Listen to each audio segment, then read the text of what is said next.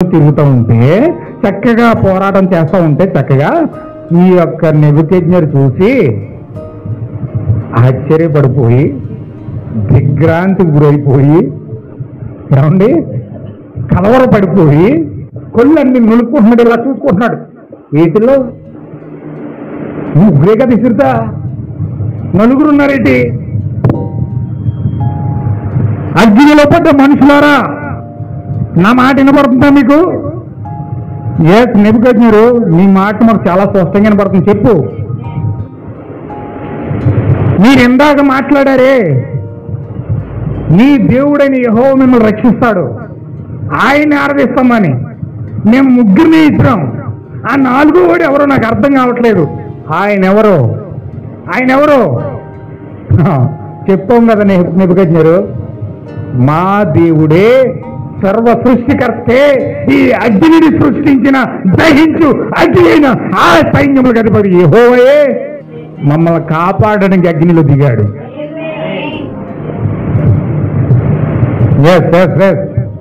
ఇప్పటి వరకు నేను దేవుడిని విర్రవీగాను, నేను చాలా గర్వించాను. కానీ నన్ను సృజించిన దేవుడు ఇంకొక ఆయన ఉన్నాడని ఈరోజు నేను మీ ద్వారా తెలుసుకున్నాను. హల్లెలూయా! నీ దేవుడే దేవుడు, ఆయనే సర్వ సృష్టికి, సకల దేవతలకి సర్వాధికారి, సర్వాంతర్యామి ఆయనే. ఇప్పుడు మీ ద్వారా నేను ఆ విషయం తెలుసుకున్నాను. ప్రియమైన దేవుని పుత్రులారా, అగ్ని నుంచి బయటకు వస్తారా? ముందేమన్నాడు? మూర్ఖులారా అన్నాడు. ఇప్పుడేమంటున్నాడు? ప్రియమైన దేవుని కుమారులారా, అగ్నిలోంచి బయటికి రండి. హల్లెలూయా! ఎంత గౌరవం వచ్చిందండి, ఎంత విధేయత వచ్చిందండి. ఈ రోజు పరిశుద్ధాత్మ గనక నీలో కదులుచున్నట్టు ఒక మనిషి, అన్యజనుడైన వ్యక్తి గనక చూస్తే నీకు ఇవ్వాల్సిన రెస్పెక్ట్ అలాగిస్తాడు. హల్లెలూయా! నీ జీవితంలో పరిశుద్ధాత్మ కదిలితే, నీ జీవితంలో దేవుడు కదిలితే, నీ జీవితంలో దేవుని యొక్క పరిశుద్ధాత్మ జీవం కనుక కదిలితే లోకం నిన్ను అలా గుర్తిస్తారు. హల్లెలూయా! అబ్రహాం యొక్క ఆరాటం అదండి, అబ్రహాం యొక్క బాధ అది. ఖచ్చితంగా నా జీవితంలో జీవం ఉంటే, నా జీవితంలో పరిశుద్ధాత్మ ఉంటే, నా జీవితంలో దేవుడు ఉంటే నేను ఆ విధముగా దేవుని ఎద్ద నేను గౌరవం పొందుకుంటాను, ప్రజల ఎద్ద నేను గౌరవం పొందుకుంటాను, దేవుని చేత నేను గుర్తించబడతాను అని చెప్పి ఆరాట పడుతూ పరిశుద్ధాత్మ కోసం అడుగుతూ ఉన్నాడు. హల్లెలూయా! దేవుని యొక్క నక్షత్రాలు, ఆకాశంలో నక్షత్రాలన్నీ అవే, దేవుని చేత గుర్తించబడిన నక్షత్రాలన్నీ ఆకాశంలో ఉన్నాయి. ఇప్పుడు ఆ నక్షత్రాలు శరీరం ధరించుకుని భూమి మీదకి వస్తే అవన్నీ కూడా పరిశుద్ధాత్మ పొందుకొని ఆ విధంగా ఆరాటపడతాయి. చూడండి, ఆ నెబుకద్నెజరు ఎప్పుడైతే పిలిచాడో అతను అంటున్నాడు, అక్కడ శాసనం విధించాడు, అక్కడే మొత్తం దేశమంతా శాసనం విధించాడు. ఇప్పుడు దేవుళ్లను, దేవతలను, సకల దేవతలను సృష్టించిన దేవుడు వీళ్ళు ఆరాధించే యెహోవాయే.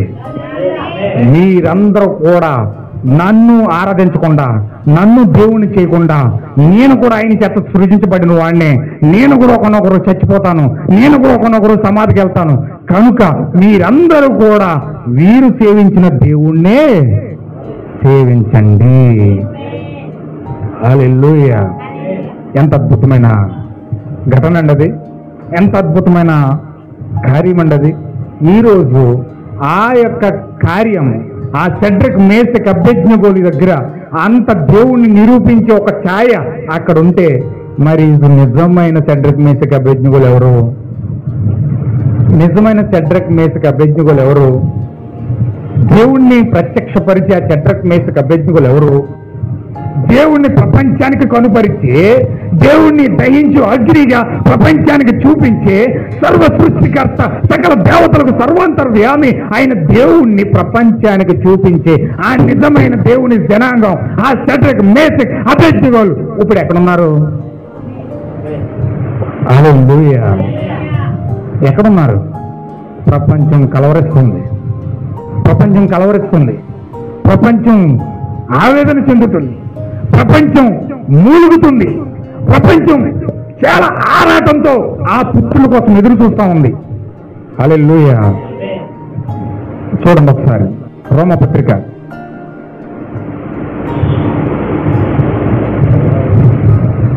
8వ అధ్యాయం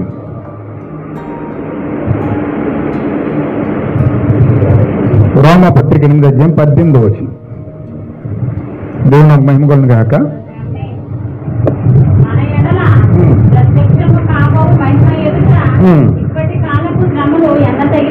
చూడండి, ఇక్కడ అపోస్తలుడైన పౌలు గారు ఎంత అద్భుతంగా మాట్లాడుతున్నాడు చూడండి. మాటలు మీరు గ్రహించండి. రోమపత్రిక 8వ అధ్యాయం 18వ వచనం. ఈ యొక్క అద్భుతమైన మాటలు ఈ అపోస్తలుడైన పౌలు ఎంత మంచిగా అద్భుతంగా ఆకర్షణీయంగా మాట్లాడుతున్నాడు చూడండి. మన ఎడల ప్రత్యక్షము కాబో మహిమ ఎదుట ఏమి ప్రత్యక్షమవుతుంది? ఏమి ప్రత్యక్షమవుతుంది మన జీవితాల్లో? మహిమ. ఏమి ప్రత్యక్షమవుతుందండి? మహిమ. అంటే దేవుని కుమారుల్లో ప్రత్యక్షమవలసిన కార్యం ఏమిటంటే ఒక మహిమా శరీరాన్ని, ఒక ఆత్మ సంబంధమైన శరీరాన్ని, ఒక థియోఫనీ శరీరాన్ని, ఒక లోగోస్ అనగా ఒక ప్రత్యక్షత పొందుకోబోయే మహిమ, దేవుని యొక్క మహిమ ఈ రోజు దేవుని కుమారులు పొందుకోబోతా ఉన్నారు.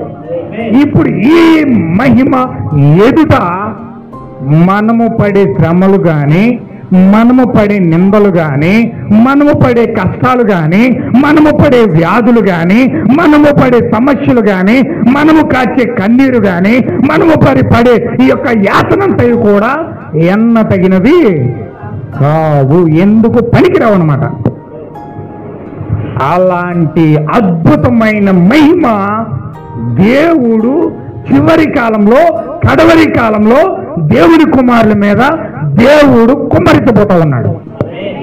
హల్లెలూయా. దేవుని మహిమ కలుగును గాక. మనము ప్రత్యక్షం కాబోయు మహిమ ఎదుట ఈ శ్రమలు ఎన్నదగినవి కావు. చూడండి సహోదరులారా, మనం కన్నీరు కార్చొచ్చు, మనము బాధపడవచ్చు, మనం యాత్ర పడవచ్చు, మనం ఎన్నో రోగాల చేత పీడించబడవచ్చు, ఎంతో కష్టాలు కన్నీరు మనల్ని బాధించవచ్చు. ఎంత కన్నీరు, ఎంత వేదన, ఎంత బాధ, ఎంత సమస్యలు మన జీవితంలో ఉన్నప్పటికీ ఒకనొక రోజు ఈ వాక్యం కొరకు నువ్వు బ్రతికితే, ఈ వాక్యం కొరకు నువ్వు జీవిస్తే, ఈ వాక్యం కొరకు ఆ సబ్జెక్ట్ మేసెక్ అభ్యర్థి వలె నువ్వు నిలబడగలిగితే నీ జీవితంలో అద్భుతమైన మహిమ ప్రత్యక్షం అవబోతా ఉంది. హల్లెలూయా. దాని కొరకు ఒక క్రైస్తవుడు కనిపెట్టుకుని ఉండాలి. దాని కొరకు ఒక క్రైస్తవుడు కనిపెట్టుకుని ఉండాలి. కానీ ఇప్పుడు దేని కొరకు కనిపెట్టుకుని ఉంటున్నారు? ఇప్పుడు మనుషులు దేని కొరకు కనిపెట్టుకుని ఉంటున్నారు? ఇటు పక్క డబ్బు వస్తుందా, ఎవరు ఆదరిస్తారా, ఏ సిద్ధాంతంలోకి వెళ్ళిపోదామా, ఏ పక్క వెళ్దామా, ఏది మనకు మంచిగా దొరుకుతుందా, ఏది మనకు ఆదరణ ఇస్తుందా, ఏది మనకు బాగుంటుందా, ఏది మనకు ఆశ్రయం ఇస్తుందా, ఇవి పద్ధతులు ఇవి నెత్తుకున్నారు. కానీ ప్రజలు ఏదో ఆదరణ, ఏదో ఒక డబ్బు, ఏదో ఒక కష్టం, ఏదో ఒక నిలయం కోరుకుంటున్నారు. కానీ ప్రజలు దేవుడిచ్చే మహిమ వారి జీవితంలో పొందుకోబోతున్నారన్న ఆలోచన దెయ్యము వారి జీవితంలో లేకుండా విచ్ఛిన్నం చేసేసిందండి. హల్లెలూయా. దేవుని పిల్లల్ని, దేవుని కుమార్తెల్ని అసలు దేవుని ఎదుట ఏ మహిమ వారు పొందుకోబోతున్నారో వారికి తెలియకుండా ముక్కలుగా చేసేసి ఎటువైపు పరిగెత్తాలో కూడా తెలియకుండా ప్రజలను భయంకరమైన గందరగోళం నెట్టేసింది. హల్లెలూయా. ఇప్పుడు ప్రపంచం ఎలాగుందంటే ఎవరిని నమ్మాలో తెలియదు, ఎక్కడికి వెళ్ళాలో తెలియదు, ఎవడు నిజం చెప్తున్నాడో తెలియదు, ఎవడు అబద్ధం చెప్తున్నాడో తెలియదు, ఎవడు మోసం చేస్తున్నాడో తెలియదు, ఎవడు వెనక నుంచి ఎన్నిపోటు పొడి చేస్తున్నాడో తెలియట్లేదు. హల్లెలూయా. అన్ని రకాల గలిబిలిలో భయంకరమైన మనిషి బురదలో కాలెట్టేసి అలాగే కుర్తులో పడ్డ ఎలగల కొట్టుకుంటున్నాడు తప్ప దిశానిర్దేశం చేయడానికి అవకాశమే లేదు. ప్రపంచ క్రైస్తవుల యొక్క పరిస్థితి ఇప్పుడు అలా మారిపోయింది. హల్లెలూయా. చూడండి, ఇప్పుడు యూట్యూబ్లో కొట్టుకుంటున్నారు. ఒక్క త్రిత్వం కోసం 100 రకాలుగా చెప్తున్నారు. ఒక్క త్రిత్వం కోసం 100 రకాలుగా చెప్తున్నారు.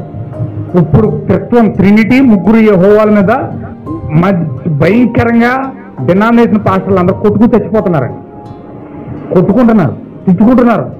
వాట్సాప్లో, ఆ యొక్క ఫేస్బుక్ల్లో, యూట్యూబుల్లో అవి భయంకరంగా వాళ్ళు రకరకాలుగా నాదే గొప్పదంటే నాదే గొప్పది, నాదే గొప్పదండి, నాదే గొప్పదని రకరకాలుగా వాదించుకుంటూ ముగ్గురు యెహోవాలని చెప్పి కూడా ఒకడు, ముగ్గురు వేరువేరుగా దేవుళ్ళు ఉన్నారని చెప్పి వాళ్ళు ఒకరు, ముగ్గురు ఏకమై ఉన్నారని చెప్పి వాళ్ళు ఒకరు, రకరకాలుగా ప్రజలను ఏది నమ్మాలో కూడా తెలియకుండా యేసుక్రీస్తు ముక్క చేసి పారేశారు. ఏ ముక్క కట్టుకుంటారు ఇప్పుడు ప్రజలు? ఏ ముక్క కట్టుకుంటారండి?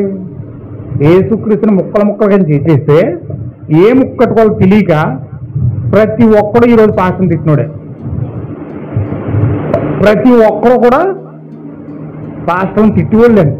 హిందువులు కాదు తిడుతుంటా, క్రైస్తవులే పాస్టర్ని తిడుతున్నారు. ఇప్పుడు క్రైస్తవులే పాస్టర్ని తిడుతున్నారు.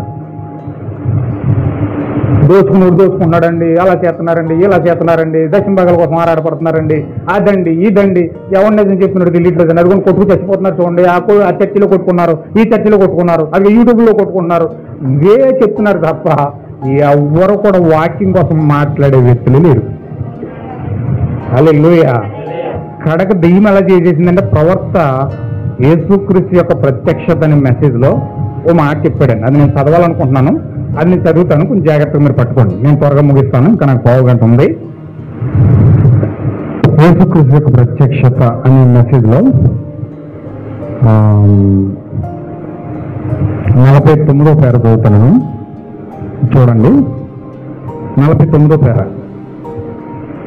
ఉన్నవాడను అనువాడనై గొప్పవాడు సర్వశత్రువు దేవుడు ఆత్మగా తన యొక్క నిజ సంఘము నింపుటకు వచ్చి ఉన్నాడు. ఆయన తనకిష్టమైన చోటుకు కదలగలడు. తాను కోరుకుని వారి మీదకి దిగివచ్చును. మనము మన మధ్య ఎవరిని పరిశుద్ధులుగా చేయజాలము. అయితే ప్రభు యొక్క నిజ సమాజం అంతయు పరిశుద్ధమైనది. ఏమేన్? ఎందుకనగా పరిశుద్ధాత్మ యొక్క సన్నిధి అచ్చడున్నది. ఈ మాటలు కొంచెం జాగ్రత్తగా వినాలి. ఆయనే పరిశుద్ధాత్మ ఉన్నాడు. సమాజము దానికి అది పవిత్రంగా లేదు, కానీ ఆయన పరిశుద్ధుడై ఉన్నాడు. ఇప్పుడు ప్రత్యక్షత ఇది. యేసుక్రీస్తు దేవుడు. పాత నిబంధనలో ఉన్న యెహోవాయే కొత్త నిబంధనలో యేసు. మీరెంత గట్టిగా ప్రయత్నించినా కానీ ముగ్గురు దేవుళ్ళు ఉన్నారని రుజువు చేయలేరు. ఆయన ఒక్కడై ఉన్నాడని సత్యమును మిమ్మల్ని గ్రహించగలిగే చేయనది పరిశుద్ధాత్మ యొక్క ప్రత్యక్షతయే. ఏమాన్? పాత నిబంధనలోని యెహోవాయే కొత్త నిబంధనలోని యేసు అని చూచుటకు ప్రత్యక్షత కావాలను. సాతాను సంఘంలోనికి చొరబడి జనులను సత్యము చూడనీయకుండా గుడ్డివారినిగా చేసి ఉన్నది. ఏం చేసిందండి? సాతాను సంఘంలోనికి చొరబడి జనులను సత్యము చూడనీయకుండా గుడ్డివారిగా చేసింది. అంటే సత్యము చూడలేకపోతున్నారంటే కారణం వాళ్ళ కన్నులకు మనోనేత్రాలు మూసివేయబడడం ద్వారా వారి కళ్ళు గుడ్డివారైపోయి దేవుని యొక్క సత్యమును చూడలేని స్థితిలోనికి వారు వెళ్ళిపోయారు అన్నమాట. ఎందుకు అలాగ అయిపోయారంటే ఆ విషయంలో వారు గుడ్డివారైనప్పుడు రోమ్ సంఘము ప్రభు అయిన యేసుక్రీస్తు నామములో బాప్తిజం ఇచ్చుటకు ఆపివేసినది. ప్రజలు ఎప్పుడైతే గుడ్డివారి అయిపోయారో, వారి మనోనేత్రాలు ఎప్పుడైతే మూసివేయబడ్డాయో, అప్పుడు సాతాను రోమన్ సంఘాన్ని ప్రేరేపించి ఆ రోమన్ కేథలిక్ సంఘం ఏం చేసిందంటే యేసుక్రీస్తు నామములో బాప్తిజం ఇచ్చడం ఆపేశారు. ఆ దినములలో దైవత్వము యొక్క సత్యమును గ్రహించుటకు పరిశుద్ధాత్మ యొద్ద నుండి నిజమగు ప్రత్యక్షత కావలెను. ఎందుకనగా లేఖనములు తప్పుదారి పట్టించే వారి మధ్య మనం ఉన్నామండి. లేఖనాలను తప్పుదారి పట్టించేసి వారి ఆలోచనలకు సొంత ఆలోచనలను జోడించేసి వారికి అర్థమైన రీతిలో వాక్యాన్ని ముక్కల కింద చేసేసి దేవుణ్ణి చెప్తా ఉన్నారు, దేవుణ్ణి విభాగిస్తూ ఉన్నారు. ఈ కాలం యొక్క ప్రవర్తన ఒక మంచి ప్రత్యక్షత చెప్పాడండి. మీకు వివరంగా చెప్తాను, దాన్ని మీరు పట్టుకోవాలి, కొంచెం జాగ్రత్తగా మీరు పట్టుకోండి. ఇప్పుడు మరియమ్మ అండి, ఇది మీకు కొంచెం ఆలోచించడానికి వ్యతిరేకంగా ఉండొచ్చు, కానీ మీరు ఆలోచించండి, వాస్తవానికి దగ్గరగా ఆలోచించండి. ఇప్పుడు మరియమ్మ ఎవరి ద్వారా ప్రెగ్నెంట్ అయిందండి? పరిశుద్ధాత్మ ద్వారా ప్రెగ్నెంట్ అయింది. పరిశుద్ధాత్మ ద్వారా ప్రెగ్నెంట్ అయినప్పుడు తండ్రి ఎవరు అవ్వాలి? మరియమ్మకి పరిశుద్ధాత్మయే తండ్రి అవ్వాలి.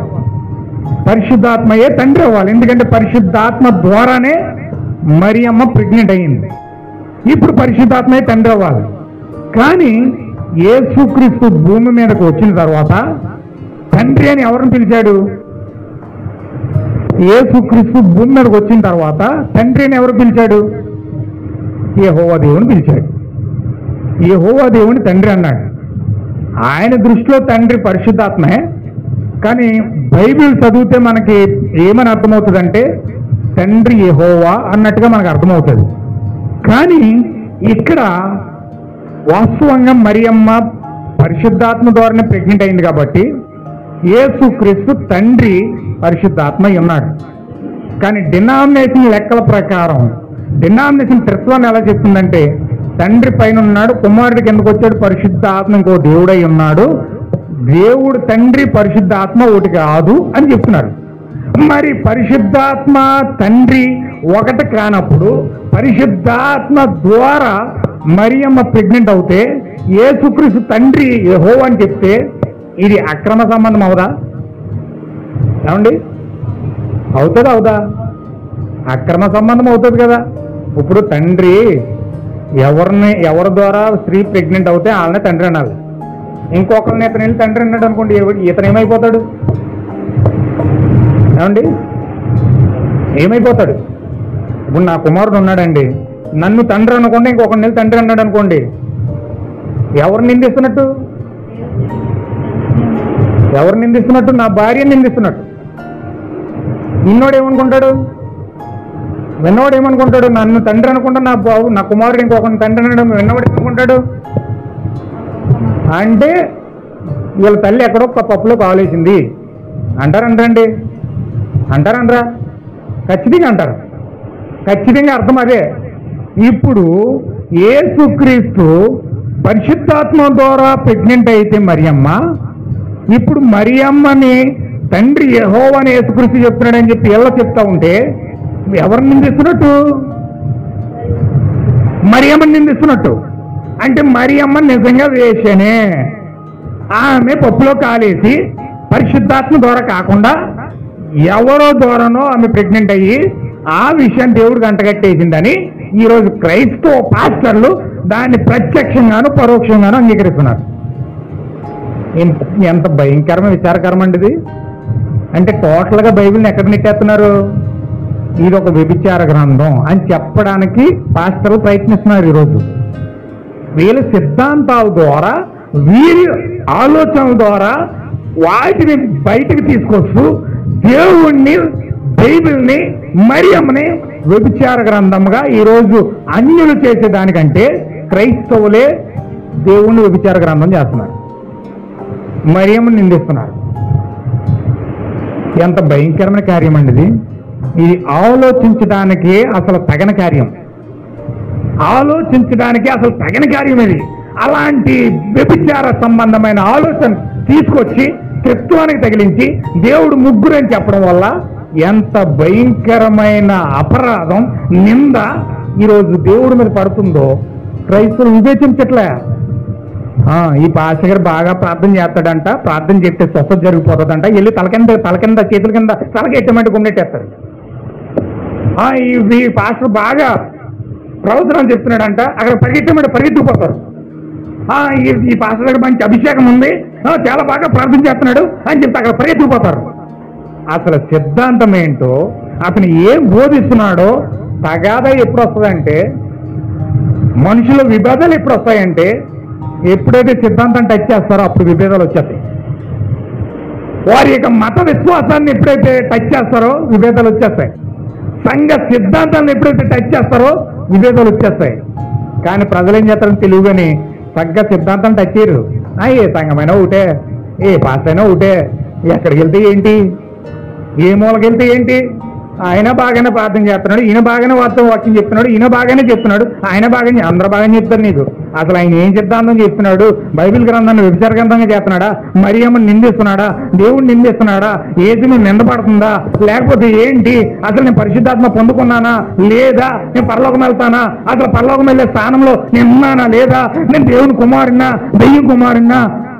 పరిశీలించుకొని పరీక్షించుకొని వాక్యాన్ని పరిశీలించిన వాక్యాన్ని బట్టి నడిచే ప్రజలు ఈరోజు చాలా తక్కువ మంది ఉన్నారు. వాళ్ళే షడ్రక్, మేషక్, అబేద్నెగోలు. హల్లెలూయా. ఈ షడ్రక్, మేషక్, అబేద్నెగోలే వాక్యాన్ని పరిశీలించి సృష్టికర్త ఎవరో తెలుసుకున్నారు, సృష్టికర్త ఏం వాగ్దానం చేస్తాడో తెలుసుకున్నారు, సృష్టికర్త ఏ విధంగా పని చేస్తాడో తెలుసుకున్నారు, ఆయన చివరి నిమిషాల్లో ఏ విధంగా వస్తాడో తెలుసుకున్నారు. కనుకనే వాళ్ళు నెబుకద్నెజరుకి సవాల్ చేయగలిగారు. రేపు నువ్వు శ్రమ వచ్చిందానికి ఏం చేస్తావు? నింద వచ్చిందానికి ఏం చేస్తావు?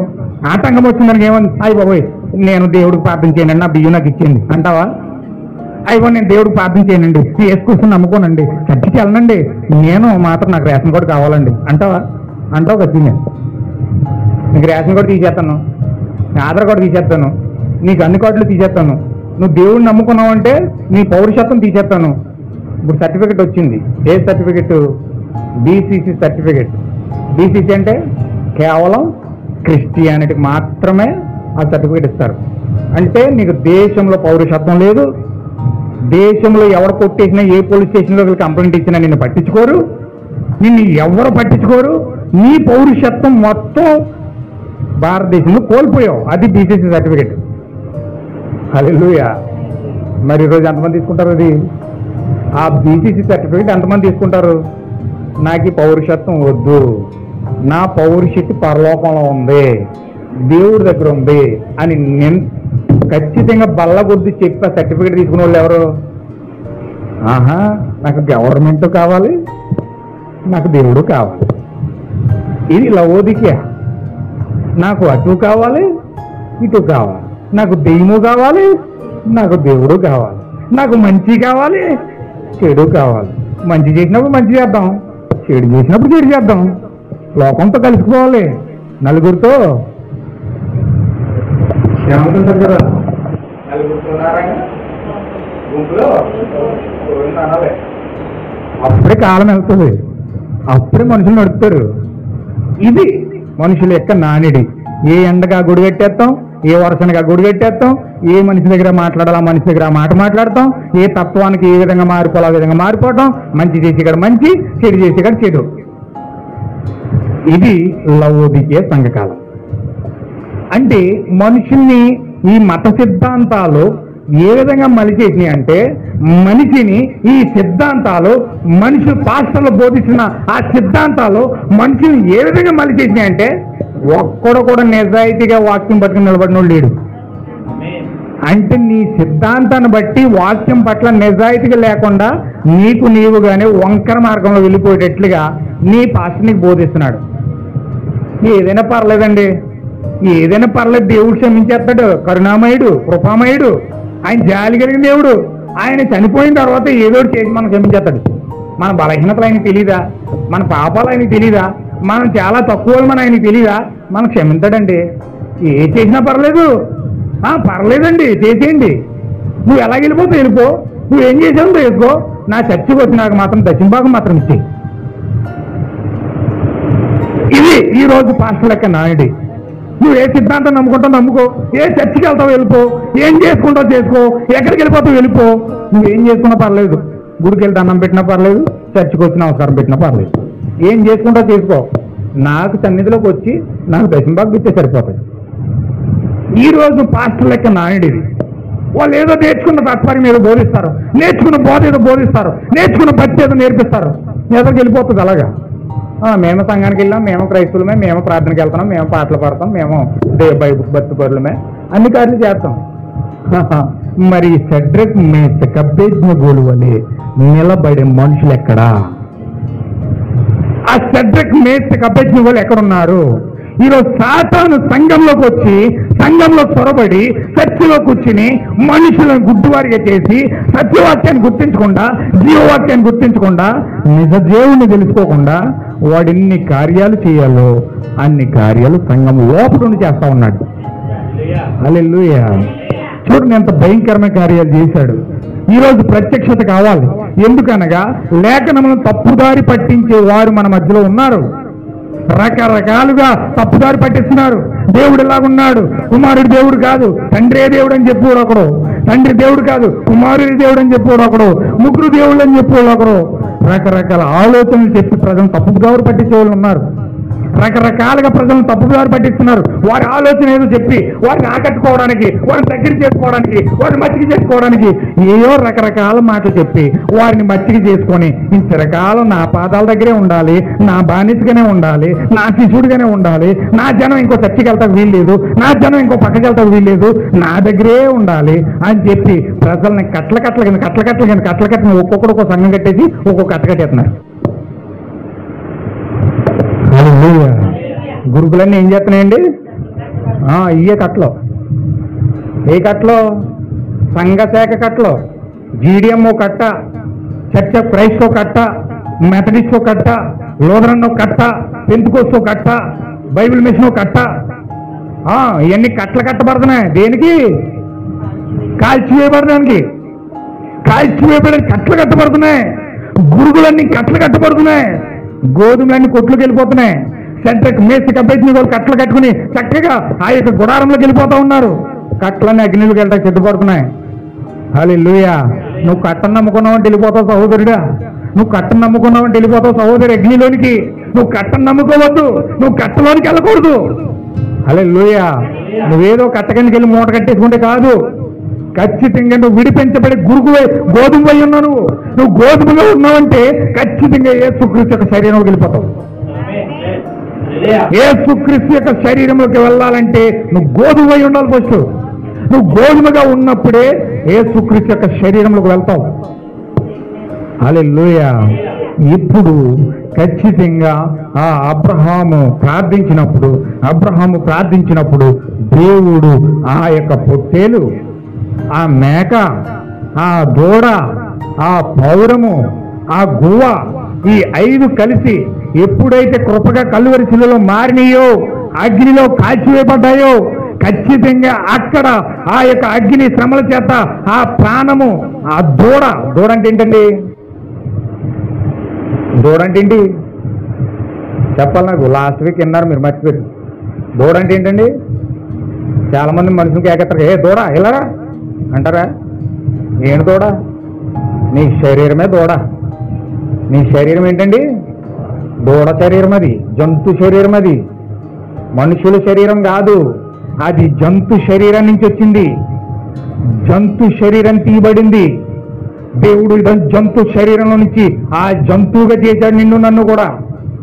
హల్లెలూయా. దూడ అంటే ఏంటండి? నీ శరీరం. మేక ఏంటి? మేక ఏంటండి? అది నీ ఆత్మ. ఆత్మ మేకై ఉంది. అందుకే ఆత్మ అటు ఇటు పరిగెడుతుంది. నువ్వు నిద్రైనప్పుడు కూడా ఎటో వెళ్ళిపోద్ది. నువ్వు నిద్రైనప్పుడు కూడా బయటకు వచ్చి తిరిగేద్ది. కళ్ళొస్తాయి కదా నీకు, ఎక్కడెక్కడ ఏట్లో తిరిగేస్తున్నట్టు, ఏ పాములో వచ్చి నీ మీద అడిపోతున్నట్టు, లేకపోతే ఏ మృగాలు వచ్చి నేను కొరికేస్తున్నట్టు, ఏ దెయ్యాలు వచ్చి నేను పీకేస్తున్నట్టు, లేకపోతే ఎక్కడెక్కడ ఏదో చేసేస్తున్నట్టు. ఇవన్నీ